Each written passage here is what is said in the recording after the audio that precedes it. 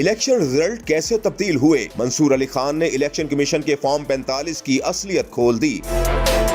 एक निजी चैनल के प्रोग्राम में गुफ्तगू करते हुए सीनियर सहाफी मंसूर अली खान का कहना था कि इलेक्शन 2024 की असल वजह तनाज़ा फॉर्म 45 है। आज इलेक्शन कमीशन ऑफ पाकिस्तान ने फॉर्म 45 अपनी वेबसाइट पर जारी कर दिए हैं। ख्याल ये था कि जब इलेक्शन कमीशन फॉर्म 45 जारी करेगा उसके बाद सारी कंट्रोवर्सी खत्म हो जाएगी, लेकिन ऐसा नहीं हुआ।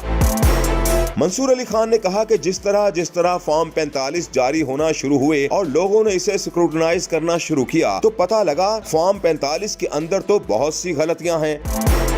मंसूर अली खान ने लाहौर के एक हल्का NA 128 के पोलिंग स्टेशन नंबर 7 के निताज के हवाले से बताया कि PTI के पास जो फॉर्म 45 है उसमें सलमान अकरम राजा को 361 वोट मिले हैं और ओन चौधरी को 93 वोट मिले हैं, जबकि इलेक्शन कमीशन के जारी करदा फॉर्म 45 में सलमान अकरम राजा को तो 361 वोट ही मिले, लेकिन ओन चौधरी के वोट 93 की बजाय 493 हो गए हैं।